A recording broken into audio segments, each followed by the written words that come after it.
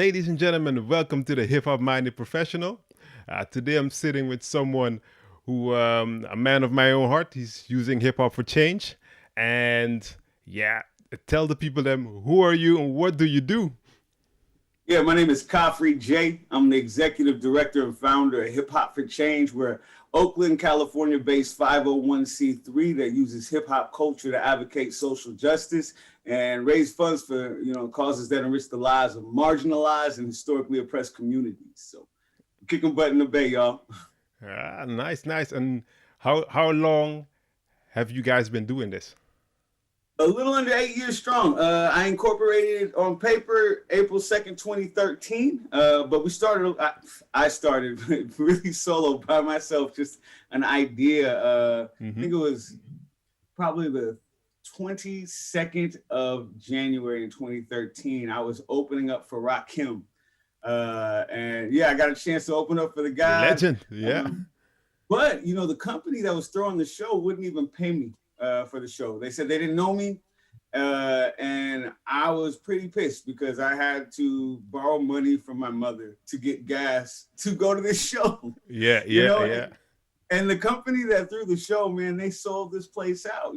They had sold the place out. They made all their money, but me as a local artist that raps about my people and my community, I wasn't supported. And this is pretty much the height of my frustration as a local political rapper, because if you're rapping about the community, then all those suburban kids who make up the bulk of the purchases of hip hop, they don't want to hear you. So I was trying to find my way as this political conscious rapper into the Bay Area rap scene. And unfortunately, there's three companies that own everything, and they don't really care about our real cultural narrative. So when I got this one opportunity from this one company I thought was pretty cool, and they didn't pay me, I was like, yo, no one is gonna help. No one's gonna help.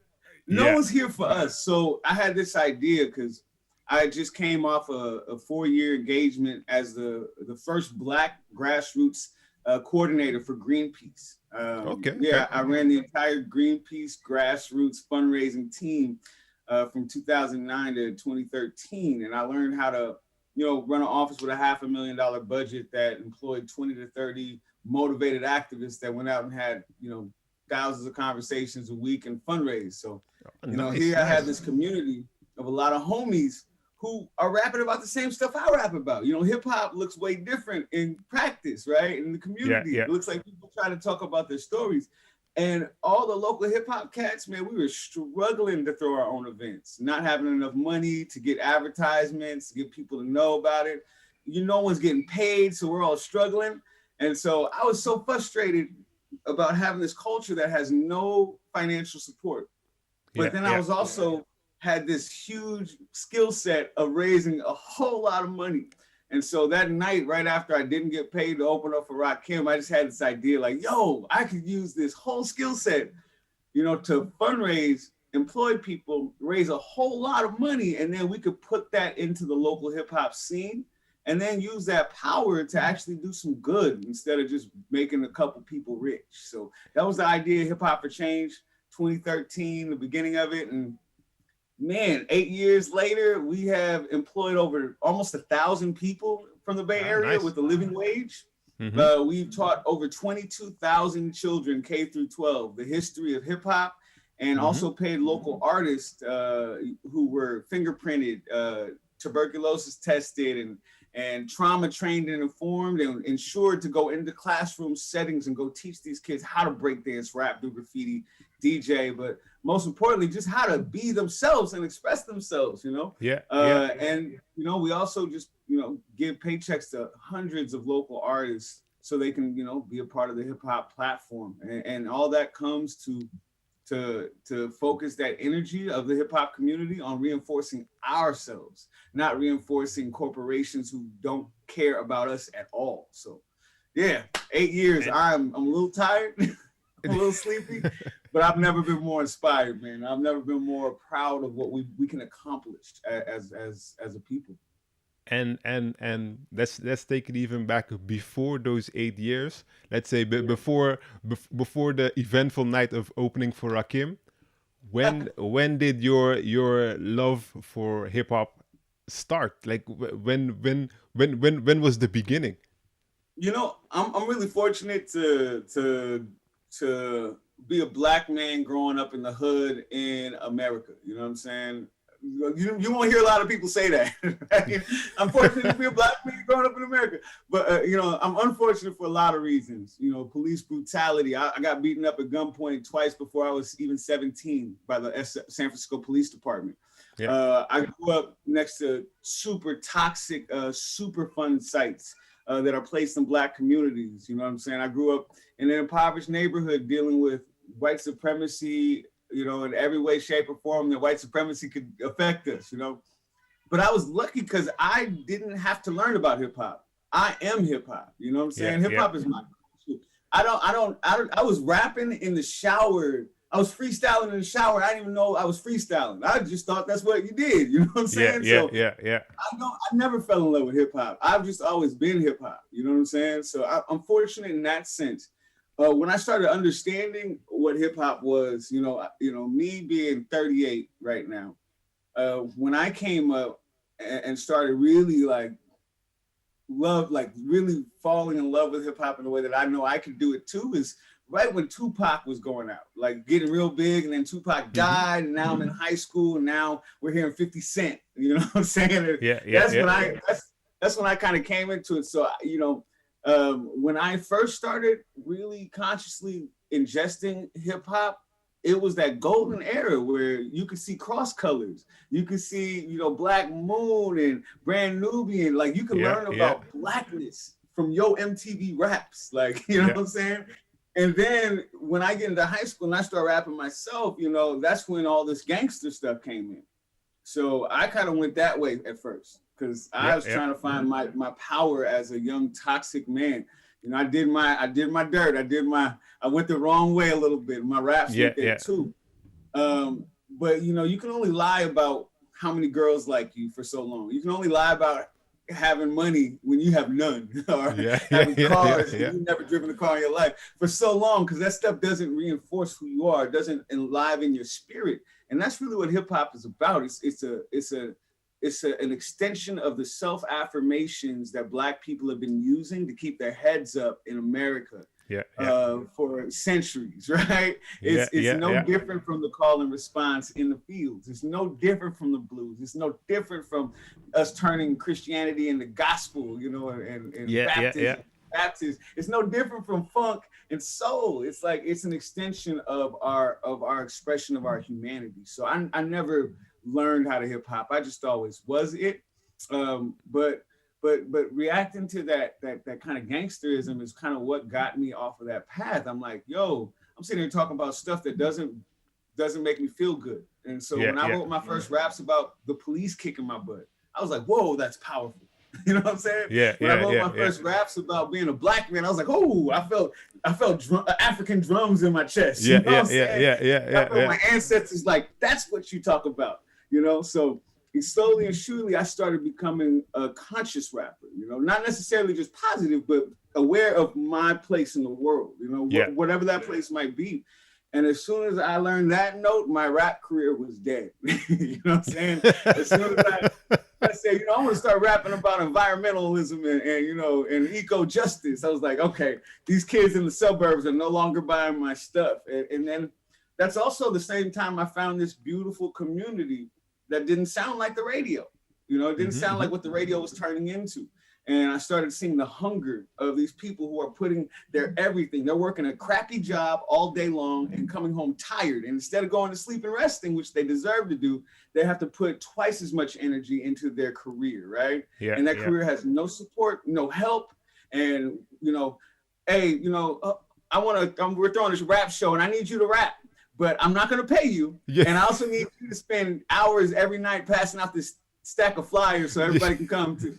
Right, you know what I'm saying? You need to fill the venue. You're gonna be there. You got to fill the venue. Here's some, you know, and it's good exposure. It's real good exposure for you. Real good exposure. You know, the one thing about it is because there is that exposure model, and God, it's the worst thing. Please, if you are listening to this, do not ever pay an artist with fake hopeful exposure. But what I'm talking about is not even those party throwers that are trying to, wiggle in. I'm literally talking about our rap homies. Like me and my friends were trying to throw shows. You know Yeah, what I'm yeah, saying? And so it was even more of a communal thing than it wasn't even the promo. It's just like, yo, we got to get people to see us. So here, pass these out too, because this is all of our show. You know what I'm yeah, saying? yeah, Because yeah, really didn't even have the venues and things like that. You know what I'm saying? So it was us trying to do these good shows. And then there were some other people who weren't rappers or hip hoppers that were trying to get us to do their shows for promo so they can make yeah, their yeah, money.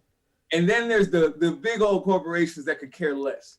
And we're sitting here trying to have these, we're sitting here having these beautiful shows where women can come and feel respected. You know what I'm saying? We're having these beautiful shows where people can learn about the community and learn what's going on in their local hood. But there's only like 20 people there. You know what yeah, I'm yeah, saying? yeah. And it's the most inspiring show ever. But we just don't have access to the bandwidth to get our message out there to tell people this is here. So how Yeah. do you change that? How do you build that? And that's what I've been trying to solve for the last 8 years with Hip Hop for Change. And let's say you also did stuff for Greenpeace, and like you said, let's say yeah you're basically hip hop, where a lot of people think hip hop is that's that rap music, but it's actually a whole culture. Yeah. So while you were at Greenpeace, how did the culture help you in that environment? That was really interesting, man. That's a good question. That's a great question. Greenpeace is one of the whitest places I've ever worked at in my entire life. All right. And first off, I love Greenpeace. I love Greenpeace for how impactful they are at battling large corporations and protecting oceans and putting big mega companies' feet to the fire. They're great. They do what they do well. Greenpeace also has the same trappings of bureaucracy that a lot of huge organizations have, right? Especially in white supremacist America, where certain people don't really go into nonprofit sectors very often because certain people aren't really supported. Now, mind you, if I'm on the street and I'm asking for your credit card looking like this, hey, let me get your credit card, make a donation. In America, right, most people grab their babies when I say hello and with a smile. Yeah, I even tell people in America, I was like, I don't eat babies. Your baby's fine. I'm not going to eat your baby. Okay. For real, like people literally, I've seen them put their babies into fight or flight mode just because I say hi with a smile. So yeah. I deal with that Greenpeace doing this work, but it is a very, very white sector, the activist nonprofit sector here in America. You know what I'm saying? And we could talk about why or why that is, but in Greenpeace, when I came in there, bro, I have never code switched. Well, let me take that back. Recently in my adulthood, I stopped code switching, right? And when I was in Greenpeace, man, I wore their shirt. They had a Greenpeace shirt that was green, and I had on green Jordans and a green basketball hat to the side. And I walked in there like, yo, what's up? So I was totally different, right? You got all these hippies and activists and whatnot that don't look like me. And I'm walking in there with my hat cocked to the side, like, yo, what's up, man? We about to save the planet. You know what I'm saying? So it was a little bit different. It was a little bit different than I think Greenpeace was used to. But I became their first Black director for a reason. You know what I'm saying? I got really, really good at that. I've always had this hustle and this acumen with talking to people and, convincing people that they should give me all their money for this really good thing, right? And it might be because of the community I come from. And my dad always said you should be a lawyer, and I'm glad I use these powers for good. You know what I'm saying? Yeah. You took responsibility, a la Spider-Man. Yeah, dude. Oh man, I'm also a comic book nerd, so we can get going on that. But yeah, with great power does come great responsibility. And when you can see how much, man, when you tell a young kid from the hood, like, yo, this is how you can raise $500,000 in a year, like kids from the hood will listen to you, right? All my kids want to be bosses. And I was sitting there like, yo, this is a lot of money flying around here. I go out and stand on the sidewalk for 6 hours and raise thousands of dollars for Greenpeace because I had a good story. And there's a whole lot of business that goes involved in keeping the lights on and keeping yourself protected while you can do that. So essentially, I never learned how to hustle from Greenpeace. What I learned is the infrastructure you need to protect the people who are hustling. because a lot of black people are selling their CDs on Haight Street in San Francisco. And when the police drive by, they go, "Oh my God, oh, we got to get out of here." You know what I'm Yeah, saying? yeah, yeah, yeah, yeah. They'll give them tickets, right? Because they don't have the permits or The whatnot. permits to Yada be, yada. yeah, yeah, Um, but I think black people in America, we've always had to have our own kind of street hustle, our street entrepreneurialism, because we've always been excluded and pushed out of the major industry. yeah, So they've never allowed us to have easy access to permits and all this stuff, and we don't have the social capital that the New Deal allotted white folks to be able to start building in the 40s and 50s. You know what I'm saying? yeah, So we yeah. don't have all this structure to help us sell our CDs, right? But I saw this infrastructure at Greenpeace. So I think that's the most important thing that they allowed me to learn is just what it takes to organize $500,000 without doing federal time in the penitentiary. And here comes even the even more important question. I mean, how did you end up at Greenpeace? What was it at the moment that you made the switch? Like, hey, I'm gonna go more on the active side, or did Yeah. you go by Greenpeace before and then the switch came? How did you roll into Greenpeace? I mean, like you said, you were Yeah. the first black director, so you Yeah. can already guess how much black people go to Greenpeace, because I Not would not think many. of going by Greenpeace. So Not how many. did you And roll into that? so my hip hop around my 20s was taking me into the activist like direction, like what I'm saying. And mind you, I think all black people are activists. Period. You know what I'm saying? Just struggling to stay alive is activism when you're a black person in America. But being more conscious, being more on point, and then fast forward to 2001 when I got my butt kicked protesting the Iraq war for the first time. I was like, okay, I was like down with the system, right? So from then on, I'm like raging against the machine with my hip hop and my voice. I'm going to protests, and I'm politically minded, going to school, learning political theory, and I actually just needed a job. And Greenpeace hires everybody. This grassroots fundraising sector is big, and a lot of companies do it. Matter of fact, Greenpeace is one of the nicest companies that does it. There's a lot of for-profit companies that do it in America, and they're horrible with the way they treat people. They're horrible with the little amount of training they provide people. They don't really take care of people. It's a weird industry, you know what I'm saying? But these jobs are always available. So if you don't mind standing on a street corner and talking to a bunch of people, they will hire anybody to do this. Yeah, yeah. So I literally needed a job. I saw this. I'm like, yo, I can speak. I got the job, and I thought I was only going to be there for a couple of weeks until I could find a real job. A real job. Yeah, a real job, exactly. Yeah. Yeah. And so I've been doing that same type of work for 12 years now. Yeah. So actually, you could also say it's kind of a let's say a combination. So let's say your hip hop background, as in the sense of you just grew up hip hop, combined with what you learned at Greenpeace, and maybe even the little seeds that were planted at Greenpeace. Doing things in a certain way, seeing how it works. That sounds like it's almost the basis of hip hop for change. It really is, and I've sold everything, man. I've sold knives, I've sold drugs. When I was young, I tried to sell drugs. I was no good at it, mind you. It didn't work. It didn't work really badly. Thank you.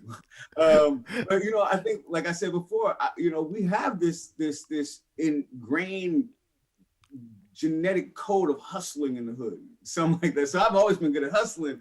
And I sold knives and I sold fake perfumes and colognes when I was in my early 20s. So I've always had this hustle. And then when I got to Greenpeace, I was just really good at it. I was like, yo, I can sell people anything.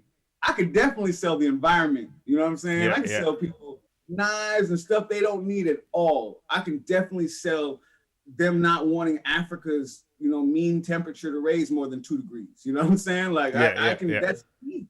You know what I'm saying? Selling polar bears to liberal white people in California is a simple thing to do. Because people actually, actually, people think this type of work, this grassroots activism is hard, but most people, especially in, where I live, they're looking for a way to be active. They're looking for a way to be good. They go home every night and see the news and see this negativity and they're like, oh, I wish I could do something. And then they walk down the street and they see me and I'm saying, hey, yo, let's do something. Like, as long as you can not be afraid or shy, like those are some of the most empowering conversations I've ever had in my life. It's actually one of the most empowering things to realize that I can stand on a street corner for 6 hours and find 15 people to give me $1,000 and to believe what I say. And then 10 of those people will give me their emails, and then 5 of those people will be in this movement for the rest of their lives. Like, that's powerful. And that was addictive to me. You know what I'm saying? I was like, man, we can save the world. And I'm really about saving the world, because if you want to save Black people, you're gonna have to stop climate change, right? If you want to like that, it's intrinsically linked, right? You know what I'm saying? 2 degrees of suicide. So I'm all about that movement, and I fell in love with fighting the man at an early age, being a Black man in this really gilded city of San Francisco, right? And this really fake liberal bastion of white supremacy known as the West Coast. So I've been raging against the machine, and just seeing the way that big organizations like Greenpeace can do it and what they're able to accomplish. Like, people think you can't stop an oil company. We've stopped an oil company, right?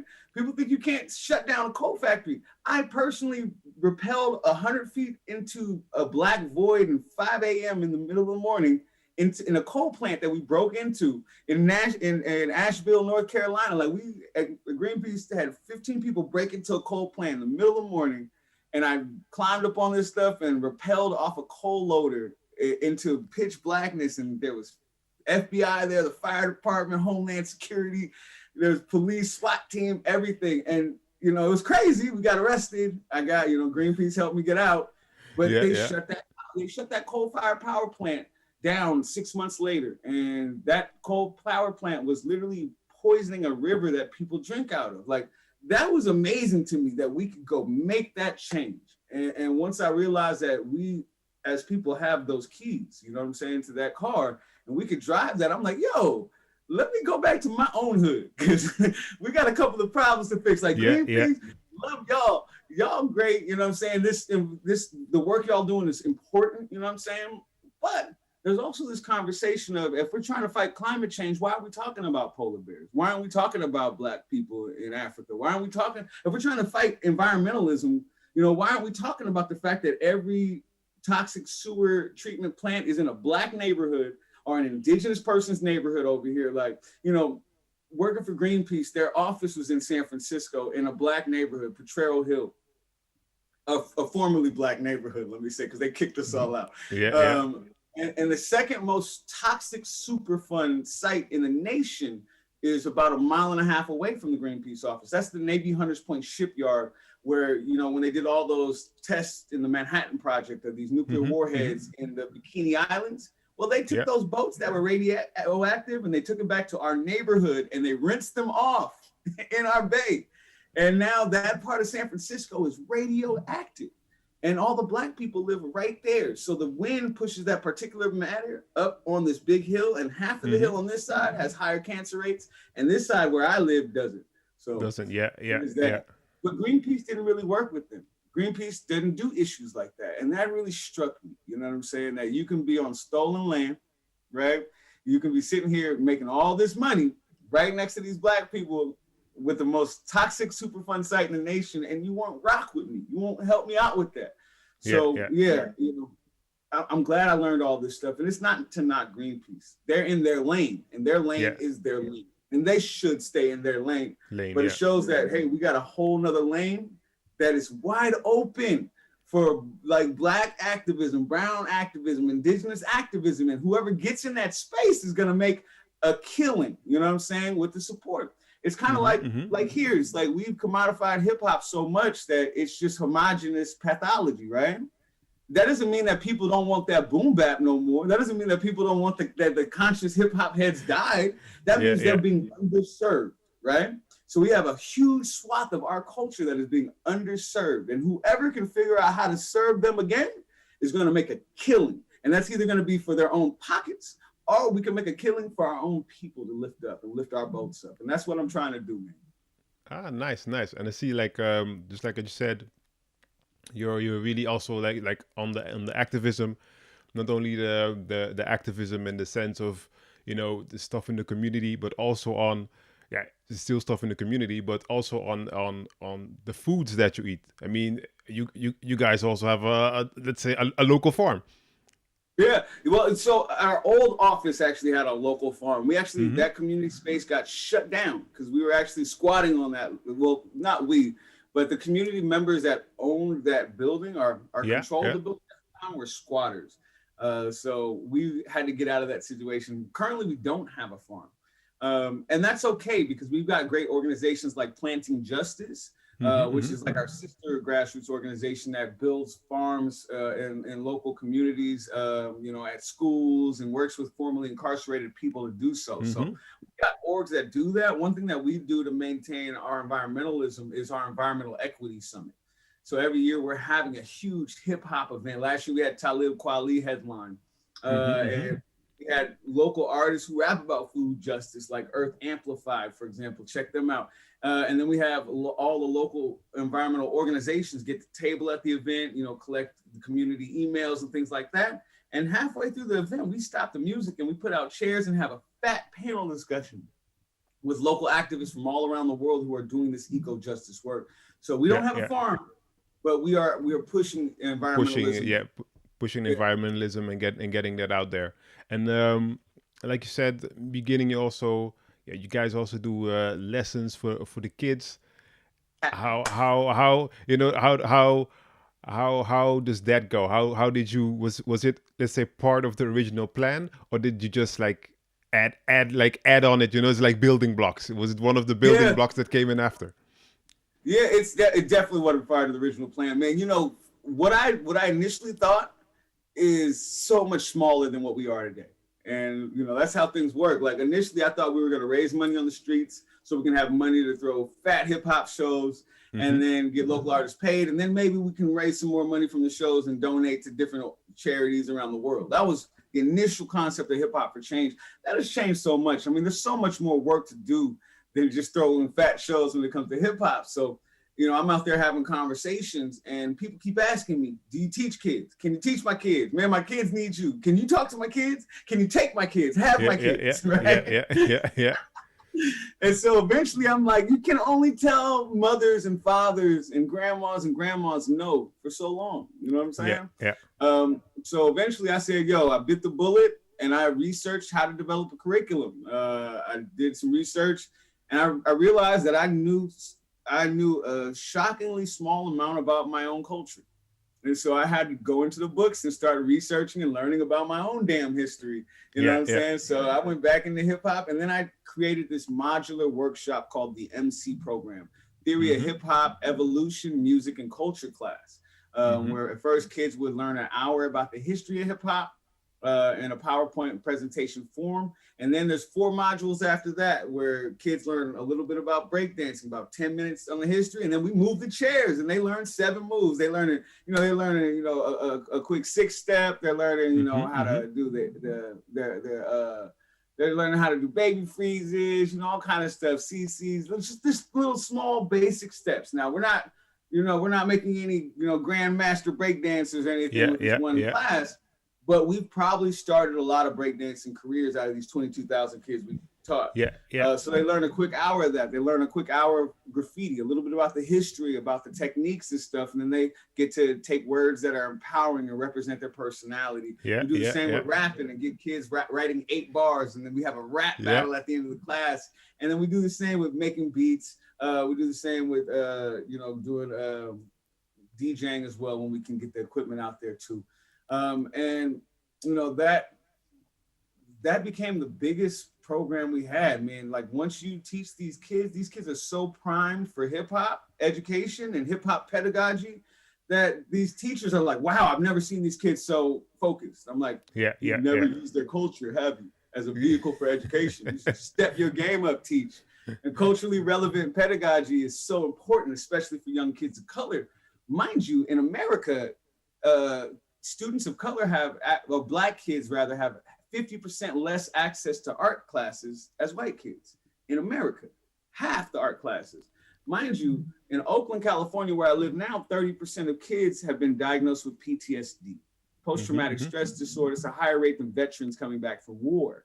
And what's the go-to to relieve that trauma? It's expressive arts therapy, right?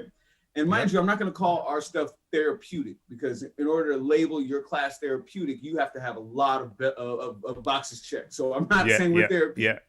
But I know that stuff was therapy for me, just rapping and writing, you know, figuring out what I think and figuring out what I believe, and learning, you know, if you're a hip hop cultured kid, right, and you walk around with your hat to the side, but everybody's saying hip hop's bad, you guys are thugs, you guys are like that, you're literally telling these little homies that they're nothing, right? So when I come into the classroom and say, yo, your culture didn't start in the late 90s on iHeartRadio, right? Your culture started with Cab Calloway dancing in the 20s and 30s, you know what I'm saying? Your rapping started with Pig Meat Markham, and you can even go way back to people, you know, all kind of stuff. Your graffiti, you can go back, all like your culture's rich. It's so rich. It's an unbroken chain of Black excellence, of resistance, of self-affirmation. When kids learn that, bro, man, especially for young kids of color who don't have any positive representations in the American school system. So we go in there and say, hey, kid, your culture is beautiful. You are beautiful as you are. I'm not going to even tell you to pull your pants up if you don't want to, but I'm going to show you how you can speak your heart and speak your mind. And I'm going to show you how you can figure out who you are.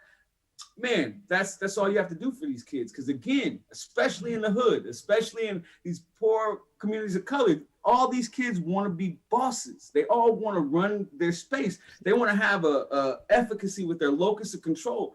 And people think they're just trying to be hood, right? People think they're just trying to be this. But all our kids want to run and want to have some self-esteem and self-efficacy. So how do you teach them that? Well, we can either say, hey, don't worry about that, and then let them go look at the drug dealer on the corner who has a car. Or we can say, this is where you find your true strength. Your true strength isn't because you have a car and people think that you're dope because of your car. That's actually the opposite of true strength. Your true strength is for you to stand in your space. And when we do that, man, these young girls in the classroom, I hear it all the time. Wow, I've never seen that young girl be so proud. You know, now she's rapping about, I'm a queen and you ain't gonna tell me nothing. And I'm gonna make it to the White House one day. And this is what hip hop does. So it was a no brainer for me. And yeah, we didn't start out like that, but nothing usually ends up like it started. And I'm so happy that hip hop community and asks more of us than other communities might ask of other, expressions. But they demanded that we teach. They demanded that we educate, and they demanded that we had that focus on mentorship. Because if we're not teaching the babies, I don't know what we're doing. You know what I'm saying? Yeah. And that's and you know what I like a lot of stuff that you're saying is the same way how I envisioned it from the company that I have. So like you said, like the what you do with the kids is you guys go into the history, and then give them some way to like express themselves. And actually what I do, I leave the history, I leave that, because I do one, and what I do is I go into the self-affirmation piece, because in essence, if you look, it doesn't even matter which artist it is. If you what are they constantly busy with? Even if they're saying, hey, I'm gonna sell 50 keys and it's gonna make me 1 million and this in time, or they're saying I'm gonna do this and this for the community. They say that so much times to themselves. It's basically self-affirmation. They're setting themselves up to go the route that they have in mind, or that they think success is.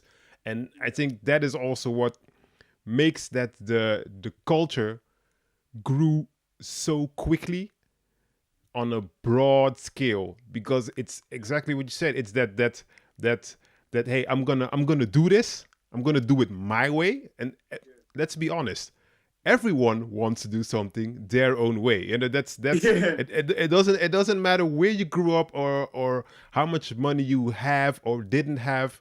In essence, everyone wants to do stuff their own way. The only reason they're not doing it their own way is because, let's say, okay, if I do it my own way, maybe I'm not gonna get this job, or I'm not gonna get this shot, or I'm not gonna get this shot. But in essence, from the instinct, you just want to do it your way, and hip hop Yeah. just Well, expresses doing it your way.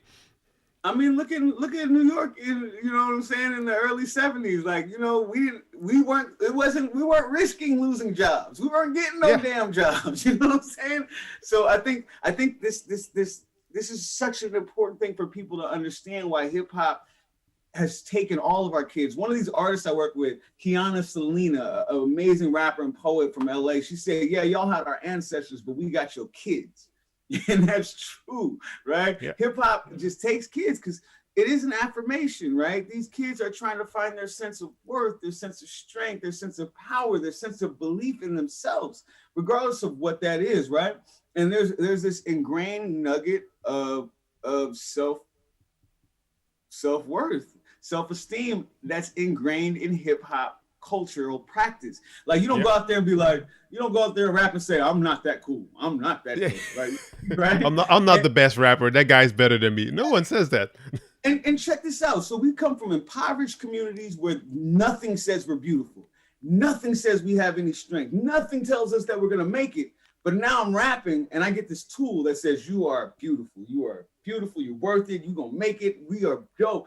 Like that. Why do you think hip hop takes everybody? Because everybody is looking for that platform they can stand on with that says it is okay to believe in you, right? And that's one thing that we've always had to do as Black people in America. So it makes sense that the cultural expressive forms that we create are rooted in self-affirmation, right? Yeah, And yeah, that's it. Again, all our young kids want to be bosses. They all want to run their own space and have their own control over their own locus of control, right? yeah, They yeah, want to yeah, have their yeah. own power. They want to believe. They want to know love. They want to have that safety, right?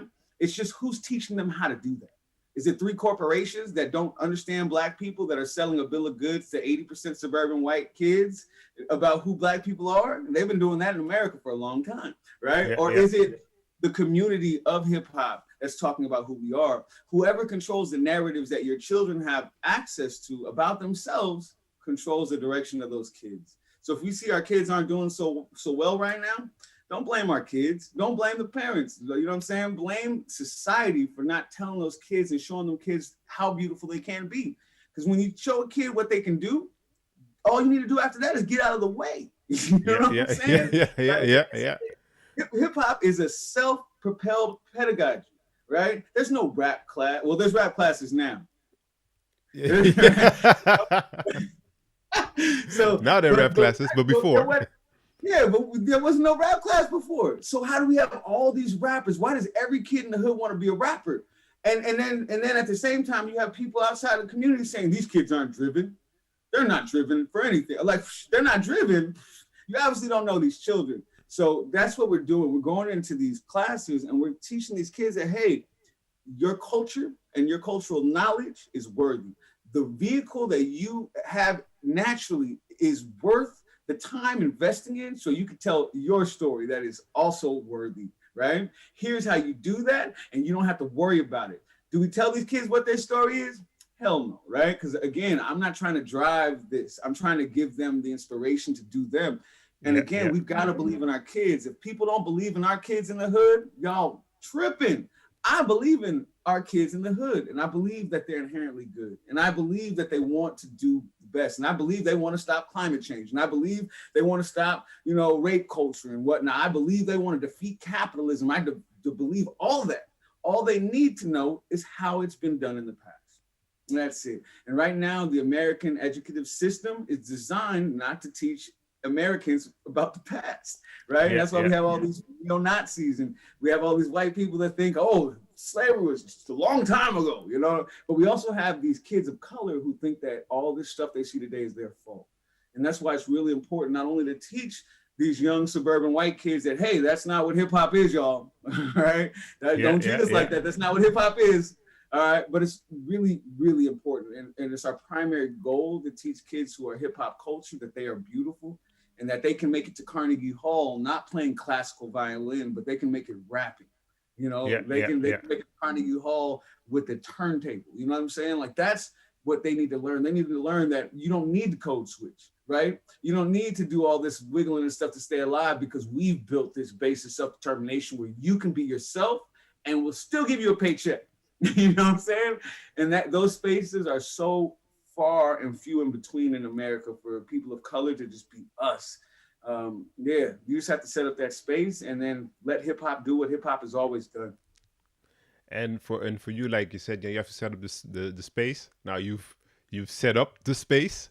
Let's say for at least you're still working on getting the space bigger. You're not on the Greenpeace level yet, but Not yet. you not yet. You're working to get there, and like I think either we said it earlier in this conversation or our pre-chat where you were discussing like, hey, the employees that you have and how you guys build that up and how they actually come from the environment. How did you find the right people to help you on your mission in the environment that you found them in? Well, I'll tell you this: people in America, people need work. People need jobs. In my community, people they need it. You know what I'm saying? So if you have a job out there that pays decently well, especially in housing market of the Bay Area, right? Like people need work. And what's most important for me, especially if you have a job that says, hey, people of color, right? People of color are welcome. You know what I'm saying? I'm putting these air quotes up because it's really hard to create intentional spaces that protect people like us. To not feel like I have black skin. Like I can forget that I am black where I work at. You know what I'm saying? Yeah. Such a unique space. And when my uniform literally says "End white supremacy," I didn't have to work too hard to get people to want to join the fight for the culture, right? People wanted to do that. What might be a little difficult is getting people out of their shells sometimes. You know what I'm saying? But the cool thing about this is that in the grassroots fundraising sector, the average retention rate for an employee is about 3.5 weeks. The average retention rate for an employee at HipHop for Change is about 5.5 months. Again, we're not talking about affairs away. I'm talking about what's happening to my homie in my neighborhood that I'm about to go back to after work. You know what I'm saying? So when people come work for HipHop for Change, they're not talking about some problems that's a world away. They're talking about their own community, their own culture, the things that they are pissed off and sick of. You know what I'm saying? So there's a little extra on top of that. And on top of that, like where most of these grassroots fundraising organizations, their primary goal is not the safety and well-being of their grassroots fundraisers. Ours is. You know what I'm saying? Like slowly over time, we realize it's not the shows that is the most important thing. The most important thing are these people who are trying to feed their families. You know what I'm saying? And for example, Greenpeace, they have 14 offices nationwide when I left them. They're pulling in about $30 million a year, I think, with their grassroots street team, employing almost 500 people. And they were paying about half of, I think they pay 50% of their healthcare, which is generous. You know what I'm saying? If I had $30 million a year and 500 employees, I would pay all their healthcare. You know what I'm saying? And so, when I started this, I saw some of the shortcomings that Greenpeace had in taking care of their street team. And I know that if I'm creating a team of people from my hood, right, then they're not secondary, they're primary. Like in my focus and my goal, that means I'm trying to take care of them. They're the people of color that I'm talking about in our mission statement that are marginalized and oppressed. So we intentionally created this grassroots team that's employed almost 1,000 people, intentionally to take people from entry level, green, never having any experience in the environmental, in the activist sector, to like experienced and with letters of recommendation. So we're trying to get this grassroots street job to be the most empowering, influential job of these people's lives that can take somebody from entry level to being a full-fledged activist that's hireable in the sector in perpetuity, right? That's pretty big. And no, we're not Greenpeace size yet, but once we take over, San Francisco, Oakland, We were supposed to be in LA this year, opening up a second office. COVID-19 kind of got us off that path, but we'll be opening up that in 2021. And then Atlanta, Chicago, New York, Miami-Dade, like every place where there's a major Black population in America, we need to have one of these, you know what I'm saying? And or a major population of color, you know what I'm saying? So we're gonna expand, we're gonna expand, we're gonna expand, and we're gonna expand until the wheels fall off. And then, you know, in Oakland, we have this office, and now we have fat hip hop shows in Oakland. Now I have an office in LA, and now I'm gonna have fat hip hop shows in LA, and then Portland, and now New York, and then Atlanta, and then I'll have my tour that's gonna be going around the nation. Yes, it's gonna be our nationwide environmental equity summit. It's gonna be our nationwide women's empowerment summit, and we'll be able to have, you know, Rap City or, you know, Sa Rock or, you know what I'm saying, Nitty Scott headlining our shows. And then, you know, all these other people, Another Planet Entertainment, they won't be able to book them because these artists want to work with us for the culture. Like I'm trying to take over. And then with these shows, we're booking the openers, right? We're getting all the money. And guess what? On that note, you know, half the kids that we've taught, out of the 22,000 kids we've taught for free. We don't turn down broke students, right? We're always thinking about how to make this free on our people.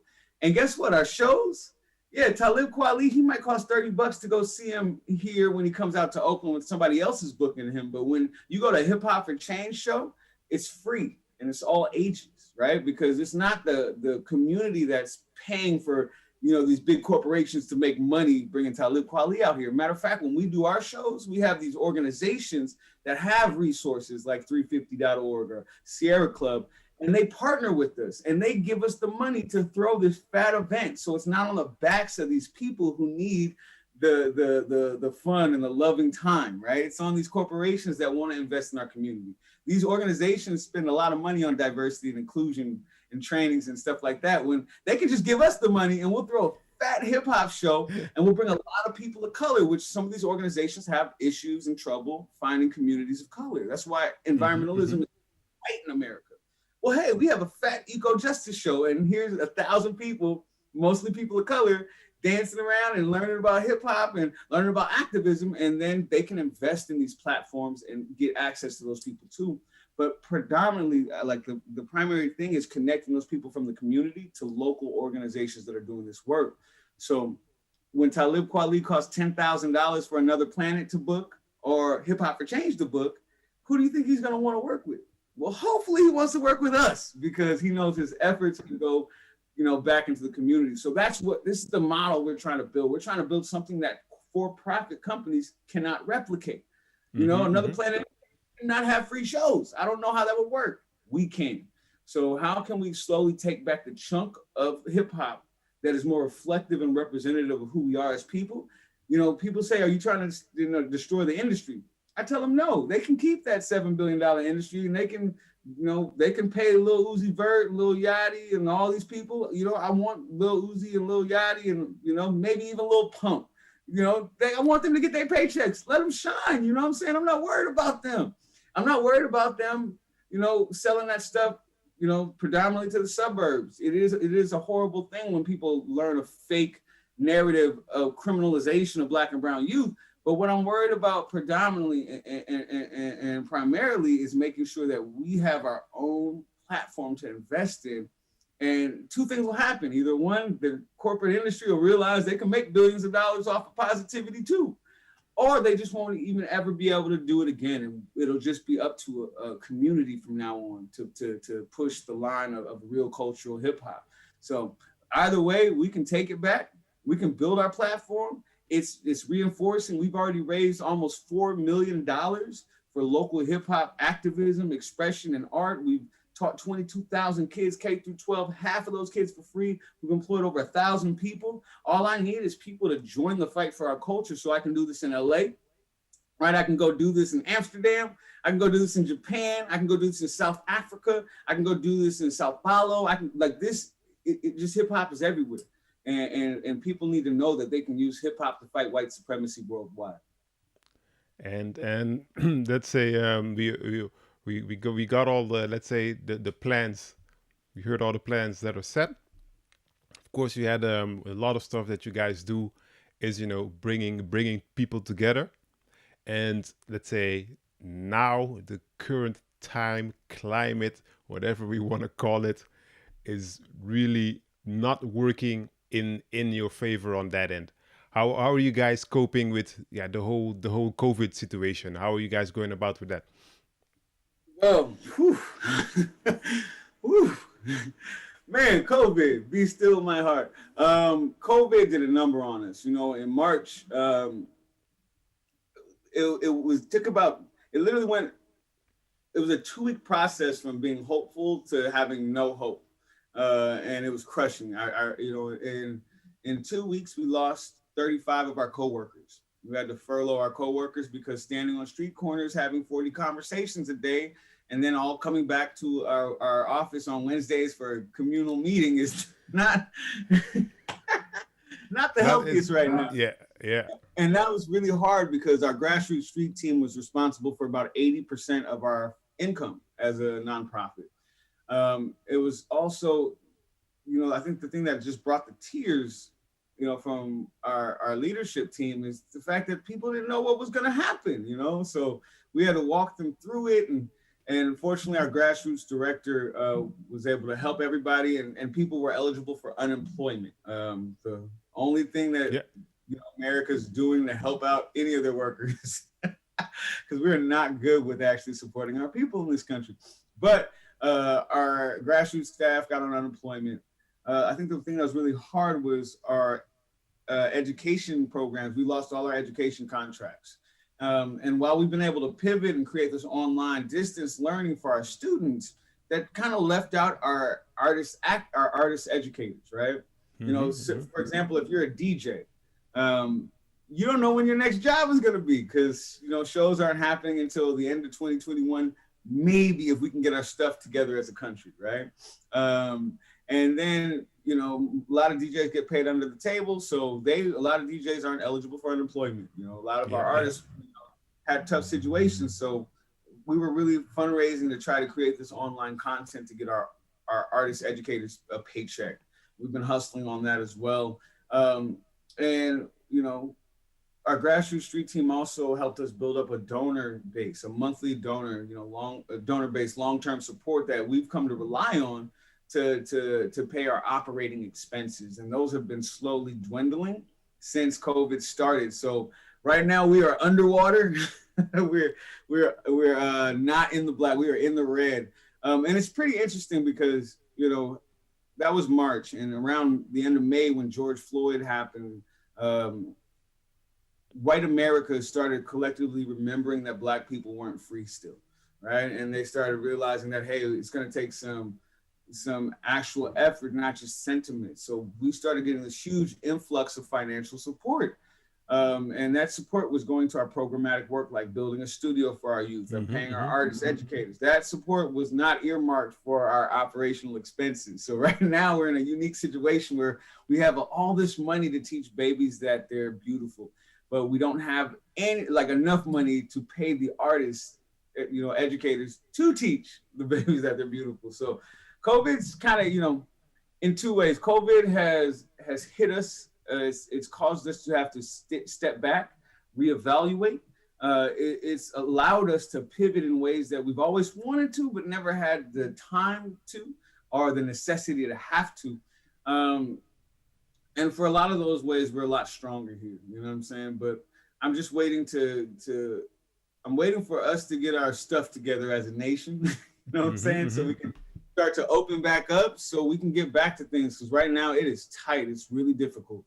And I got an amazingly solid leadership team that I'm really trying to make sure that they are employed and they're keeping this work going. So that's what I'm dealing with as an executive director. That's why we even got connected. I reached out on LinkedIn. I've been on LinkedIn reaching out to everybody in the world to make sure that people know we're here and we need people's help. So, yeah.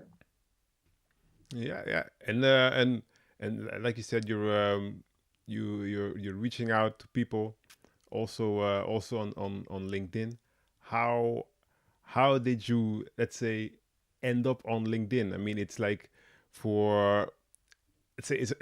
I'm going to call it a real professional, let's say, networking tool in the essence that, before, basically, people who were looking for jobs or who have a job in, let's say, high companies or whatever, ended up on LinkedIn. And I'm going to call it the hip hop guys were like, what am I going to do on LinkedIn? So how did you end up on LinkedIn as a hip hop guy? So I got on LinkedIn a little while ago, and LinkedIn has helped me. For example, when I reached out to 350.org and Surfrider Foundation to get them to become sponsors for our Environmental Equity Summit, I found people through LinkedIn, you know what I'm saying? And I didn't use LinkedIn as much as I use it now during COVID, but LinkedIn is really good. Most people on LinkedIn, they don't really have like the social media savvy that somebody of my generation has. So another thing is my profile looks hip hop. So it looks dope to people in that space. So I've used LinkedIn, pre-COVID to do a lot of networking. Since COVID, I've been religiously using LinkedIn. I've been on LinkedIn daily. My coworkers are frustrated with me pushing LinkedIn on them so much. You know what I'm saying? But I do, because I was able to raise over $50,000 on LinkedIn since COVID started. I've been able to, get my connections from like around 3,000 to about 11,000 connections right now. And I've been able to get myself on Mother Jones magazine, all kind of newspapers and the Black News Network, and I've been able to reach out to all kind of people because LinkedIn is the spot to do it. I had a friend that said, if you don't want no money, don't get a LinkedIn profile, right? But LinkedIn is a really good tool. And if you're an executive director out there, if you're somebody who's trying to start a business, if you're a hip hop artist, I don't care if you're a break dancer, if you're trying to build a platform where you can monetize it, you need to do that and have a part of that be on LinkedIn, because LinkedIn is professional connection. It's not just the people who are going to be fans, but it's the people who can help you get your message out there, the people who might want to invest in your platform and things like that. And so I would go to LinkedIn and, I saw, for example, Genius, right? Genius, they had this Black Lives Matter post that said, hey, we're here for hip hop. We're going to invest, yada, yada, yada. And so I went to Genius, and I literally, when you go to that page, you can see all the people that work there. So I started adding all these people who work at Genius with this message, we really need your help. Like, we really need your help. Now, mind you, not one person from Genius hit me back, which I'm really upset about, right? These organizations that are actually making a killing off the culture of hip hop, but wouldn't even respond to, a 501c3 that's teaching kids hip hop, when they're putting statements out saying that we're going to start investing in Black culture because we don't want to just be vultures, right? So I'm ready, still love Genius, love y'all for what y'all do, but I'm going to reach out a second time, and this time it's going to be a little bit different of a conversation. And I'm going to put this out, and I'm going to put it out for everybody to see whether or not y'all are going to respond. But there's a lot of other hip hop platforms that I've been reaching out to, right? And there's a lot of them that have responded, and there's some that haven't. But this is what it's good for. It's good for finding out who you want to speak to. So when I go reach out to a foundation like the Akinadi Foundation here in Oakland, or the Zellerbach Family Foundation, who are some of the greatest foundations in the world in supporting communities of color, LGBTQAI folks, just minorities, and just really speaking to these marginalized, disenfranchised voices. But, you go on these foundation pages, you see how many people work there, and then you add their program officers or their executive directors, and you can message them. And if you have something really good to say, people listen to you, you know what I'm saying? And I think that we've had something that's not only cool, it's really novel, but it's also something that I think a lot of people know is really needed. So when I reach out with this hip hop profile, you know what I'm saying, with, that doesn't look like every other LinkedIn profile, and I say, I run a 501c3 hip hop ed org that taught 22,000 babies, they're beautiful, I need your help, I get a pretty good, response rate. So I've been reaching out right now. I just advocate for everybody who's trying to organize in any way. LinkedIn is a good spot for it. They're not even paying me for this. They should, but they're not. You just gave them, you just helped them out with, like, I don't know how much more new people that are gonna sign up. Like, oh, okay, a bunch of hip hop heads are gonna be like, oh, we can also use it like that. Okay, let's hop on the platform. Let's hop on the platform. And Yeah, but see, LinkedIn has allowed me to connect with all these organizations that are now sponsoring our environmental equity summits and our women's empowerment summits. LinkedIn has allowed me to connect with all these media orgs. Like I didn't know that I could talk to people in Tallahassee, Florida at the Black News Channel. But now they know me. You know what I'm saying? We're yeah, cool. yeah, I was able to get us in Mother Jones and the Daily Coast. It's like it's a really good tool.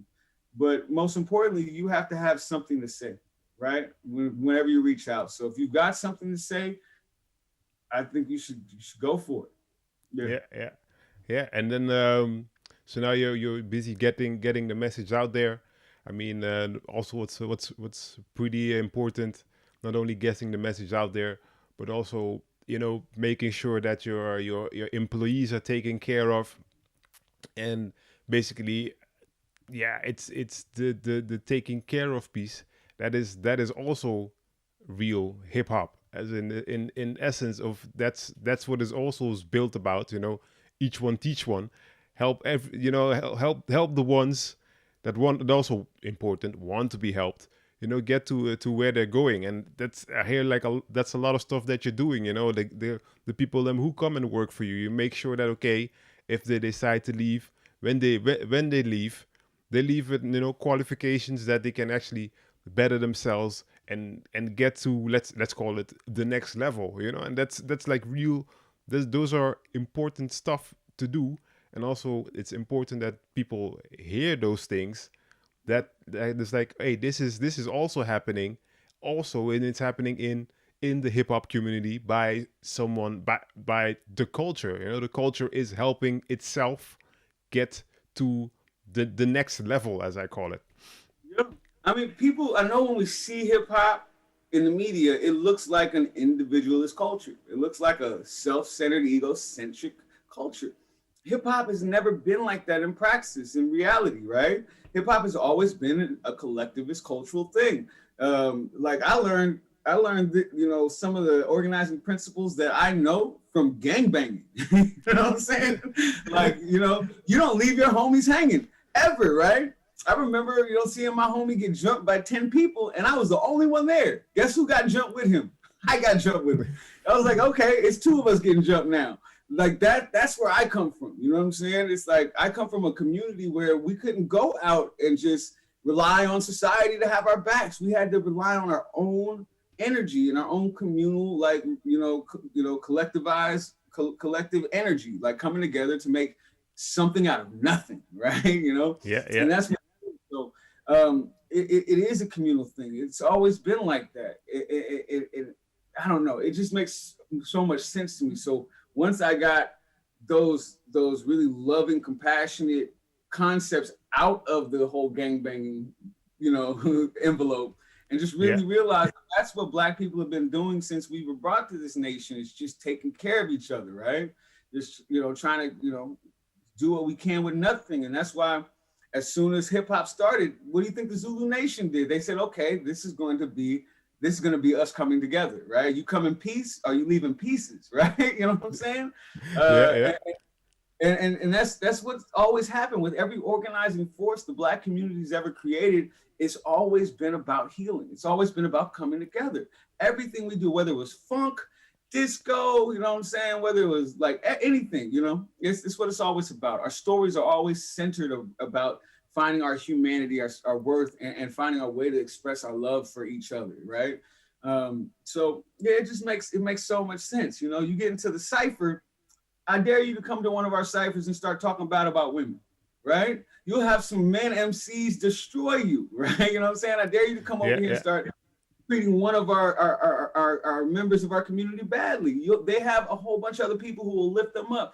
If you see people crying in our community, they'll get hugs. Our culture, hip hop, is based on the circle. It's based on the cipher, and everybody's equidistant to the middle, to the energy.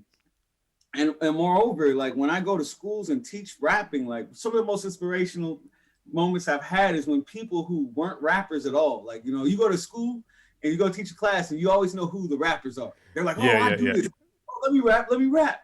And I remember I went to this one class, there's this one kid, and it's a predominantly Black and Latino school. There was one little short little white kid who I think he might have been even like queer as well. but he was just really quiet in the corner. And I finally got this kid to rap. Oh man, I was trying to get this kid to rap in front of the whole class because, you know, mind you, this kid is like the quiet one in the class, and all the other rappers who are real rap, they're like, oh, we the best rappers ever. This kid finally stood up at the end of class. He's like, I don't know how to rap, but I'm gonna try. Something. And he started rapping about not knowing how, but he didn't give a damn, and he was gonna try it. And by the time his 8 bars was over, the whole class erupted, and they were like, oh, oh, and they started slapping him on the back too hard. You know, when people give you props. Yeah. Other kids who thought they were the best rappers in the class, they couldn't believe that they had lost the battle, right? From this little kid who, number one, is the only white kid in the class, maybe the only queer kid in the class, maybe the kid who never speaks up, maybe the nerd in the middle of the class, but he won the whole day because that kid just overcame everything to come into the middle and say, I am worth it. You know what I'm saying? I am worth it. And that stuff is infectious, right? It's contagious when you see somebody overcome that. Right. And that's what hip hop has always been, contagious to everybody else who ain't even hip hop culture. They see us make something out of nothing and they want that shit too. Right. That's what they want to. And that's why hip hop is taking over everyone. If our kids aren't hip hop culture, they're hip hop curious at the very least. They see us shining and they don't know what's propelling that forward momentum. They're like, I don't even see the gas. I don't even see the gas station in their community. How are they driving so fast down the freeway? You know what I'm saying? That's what hip hop has always been to me. And it's always been that place that people have a shot if they want it. You know what I'm saying? And that's all we really need as communities of color in America is just the belief in our own self-worth and the understanding that we can take our own damn shot. We don't have to take their shot because we're not going to win with their shot. But we have our own vehicle and we could bet on ourselves, right? We can bet on ourselves because hip hop didn't invent anything, but it reinvented everything and it made it our own. So that's why I'm here, man. So and with that said, I mean that's we're not gonna beat that in this talk anymore. We're not gonna beat that. But how? Let's say what are the top tips you would have for someone who is thinking on doing something like what you're doing? You know, what are your top 4 tips? Top 4 tips. Number one, if you are willing to take the risk to go $40,000 to $80,000 in debt over a student loan, to take the risk that maybe after 4 years you will get a degree that will allow somebody to maybe hire you out of thousands of people in this nation to maybe do a job that's going to get you a vacation a year, hopefully 2. Right now you're $80,000 in debt. If you're willing to take that risk and that gamble because you believe in yourself, why wouldn't you take the same risk on starting your own business or starting your own rap career and getting an $80,000 loan to become a business owner on your own business? You know what I'm saying? That's the number one. Cause like, I do believe in education. I do value college, but that, you know, I just want people, if they're willing to take a gamble on something like college, they should be willing to take a gamble on any dream they have. And we need to think of college not as something that has to be done, but as a tool, right? And really, if you do that, you're literally saying, I believe in myself so much, I'm gonna bank on 8 years of this trajectory and $80,000 in debt. That's how much I believe in me. Well, it's a lot less of an investment to start a business. You know what I'm saying? But it also might take more of a belief in yourself, in your ability, and your worth. So the first bit of advice that I have to anybody is if you have an idea and a dream, you know what I'm saying? Like, always bet on yourself. Always bet on yourself. If you're going to bet on a 4-year college career and going into debt, why wouldn't you bet on yourself? Why wouldn't you do that? And that's how I was able to start Hip Hop for Change, literally with not a penny, standing on a corner with a clipboard. And I said, I'm going to bet on myself. And I've raised $4 million and employed almost 1,000 of my community members since then. So always bet on yourself. What's the next thing? The next thing that I would say is SMART goals. SMART goals is the most important thing I ever learned as a businessman. Any idea you have is only a dream until it's on paper, right? And then once it's on paper, it's a plan. That doesn't make it smart, right? You might be a dumb plan. So in order to make a plan smart, it has to be specific specific to what you do, right? You want to be a rap star? Well, then, learning how to DJ might not help you, right? It also has to be measurable, right? Oh, I want to sell a bunch of records. That's not measurable. I want to sell 10,000 units this year. That is, it has to be achievable. Man, I'm going to sell 1 million copies of my album. Probably not, right? You don't want to set goals up that you can't hit, because the successes of hitting your goals is the dopamine and the serotonin pumps that you're going to need to get addicted to success. So make sure your goals are not small, but they are achievable. They also need to be relevant. You might have a goal that you really want, but does that help you out on the pathway to success, right? It might be a secondary goal. And the thing that stops most businesses from happening is overexerting yourself and overextending yourself to too many things. So make sure that whatever you're putting on your timetable to be done is actually on the pathway towards that goal. Because if it's secondary, you need to get it out. And the last and most important is the T, is time bound. Everything has to be time bound. Oh, I'm gonna have a business. No, I'm gonna go fill out my articles of incorporation November 24th. And then after November 24th, what I'm gonna do is I'm gonna make sure that I talk to the Attorney General to fill out my statement of information by December 14th. Those are time-bound goals. If you don't have time-bound goals, well, it's up in the air. So most important thing is planning and goal setting and making sure that's written down and it's a smart goal. That's my second thing. My third thing is anything that you do, be your authentic self. You know what I'm saying? Especially for people of color, especially for minority groups, do not code switch. Do not forsake who you are to make a paycheck, right? Do not forsake who you are to get a degree and to get an okay from some other culture that you're okay to go ahead and work in their system. Do not do that. You have one life. Your life is short. And it doesn't take being able to afford, tickets to the Bahamas to be happy. You should be able to be happy sitting in a grassy field on a sunny day.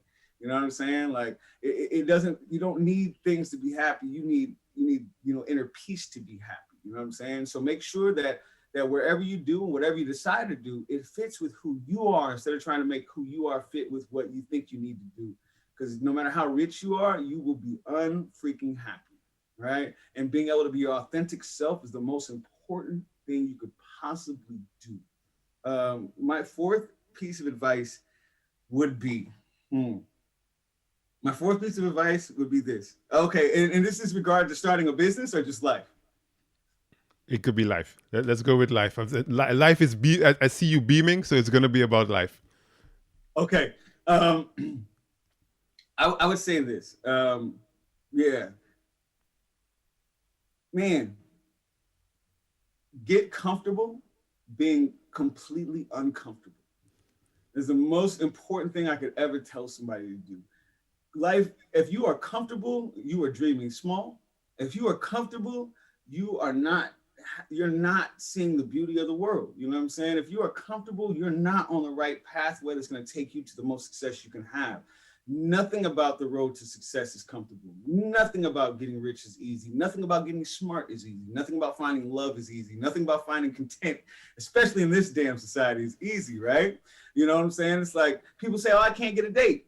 Yeah, you can. You just have to go ask. If you ask 100 girls, okay, you want to go out and have dinner? You'll have 15 dinners, period. That's just the way it works, right? If I go stand on the corner and say, hey, do you have $1? I'll get dollars by the end of the day. But if I smile and say, hey, do you have $1? I'll have more dollars. If I go, hey, how you doing? Hey, you got $1? I need to go buy some food. I'm gonna get more dollars. So it doesn't mean that, oh, I have to be special in order to get dollars. It just means I have to have certain skills and put myself out there. You know what I'm saying? And that's an uncomfortable thing for people to do, is to put themselves out there. But once you get used to it, it's also the most rewarding space to be. It's the most fun space to be, right? That's why people go on roller coasters, right? It's not because you think you're gonna die, it's because you think it's fun. But starting a business is uncomfortable, right? Going to college for the first time and signing the paper saying you're going to debt, that's uncomfortable, but you got to do it. There's no growth in comfort. Especially not for people of color, and especially not for minorities. There's no freedom in comfort. You know what I'm saying? There's none of that. So if you are not scared to death of your dreams, you are not dreaming big enough, You know what I'm saying? And the only way you mitigate that fear is through smart goals and planning. You know what I'm saying? But make sure you're uncomfortable, whether that is, you know, you're a man and you're having conversations about patriarchy and it's uncomfortable. Go through that uncomfort. If you're uncomfortable, move through it until you're comfortable with it, so you don't have to be uncomfortable no damn more. Or you can just be surrounded by uncomfort and be stuck in this uncomfortable box your whole life, and instead of going out to that great unknown. All right. So those are my 4 rules. Impromptu, off the cuff. Off just like that. And let's say we're gonna be running it off. How can people best contact you? Where can they find you? What are all your channels that Hip Hop for Change and Khafre is findable on? Well, you can always find me by my name. I'm like highly Googleable now. So you can find me by just typing my name to any platform. It's pretty unique. So I'm on all social media as Khafre Jay. But really, don't even worry about me. You know, I am small compared to my culture, my community here in San Francisco Bay Area, in Oakland, that we're building up. So real talk, just go to hiphopforchange.org. It's the first thing you're gonna see in your top left or right is the subscribe to our newsletter button. Like, subscribe there. We don't send too many emails, but they're about the beautiful stuff we're doing, you know, fighting for our culture. They're about our events, our shows. Even if you can't come to our events and shows, if you're a world away, we still send you really cool stuff that's going on, cool stuff you can tap into. And I think the most important thing that we give people is hope. You know, the hope that this is totally possible to take our culture back, because we're not outnumbered, we're out organized. That's it. We're not outnumbered, we're not outpowered, we're just out organized. So I think the first thing you do, go to hiphopforchange.org, subscribe to our newsletter, right? You can also type in hiphop4 with the number 4 or FOR change.org.com. We got them both. But you can type that into Facebook. Like us there. We got a nice community there. We got our Instagram, which is on point. So if you like Instagram photos, we got beautiful pictures of babies breakdancing and all the activism there. We haven't made TikTok yet, but follow us everywhere else. And you can really just search Hip Hop for Change and look at all the cool articles and news that we've been able to have created over the time. We've done a lot of good work here. So yeah, just check us out on the website, subscribe to our social media, follow us. And most importantly, I would say a nonprofit only needs 2 things. One is people to know about them, and the second is money, straight up. And when people donate to Hip Hop for Change, it's my duty to make sure that your dollar goes furthest here than it could anywhere else. And in terms of teaching, you know, hip hop kids that they're beautiful and that they can use their voice, not that they can use, but that their voice is already a force of good. You know what I'm saying? Like, we'll do that better than any other org can. So we do need donations right now. We are a little underwater. We are hurting, and I don't want to give anybody the sense that we won't be here in a couple of months, because come hell or high water, we will be here. We just need a little help so it's less difficult. You know what I'm saying? So yeah, help us out if you can, and yeah, join the fight for our culture. All right. Well, ladies and gentlemen, I would like thank you guys for tuning in, and don't forget, you know, go out there, Google Hip Hop for Change, go check it out. I mean, you're gonna find them. You're even gonna find an awesome TEDx talk, and I'm not gonna ruin it. Just go and check it out. I mean, that's the first thing I saw, and I was like, okay, I gotta connect with this guy, and just go ahead, you know, help them out. I mean, do it for the culture, but also do it for the wonderful things that it'll bring us as a community, a worldwide community. I know that's the most important thing, and yeah, that's what they're all about, and that's what I'm all about. So it was wonderful talking to you. I mean, it's loving your energy. Maybe we had a chat before the podcast. We're probably gonna have a chat after the podcast, but awesome. Keep doing what you're doing, and like I said, everybody, go and check them out, and you'll be hearing me and whoever is my next guest on the next episode. Thank you for listening to this episode of the Hip Hop Minded Professional. Make sure to subscribe at your favorite streaming platform so that you don't miss the next episode. And make sure to visit hiphop culturecoaching.com for more information on how hip hop helps your mindset.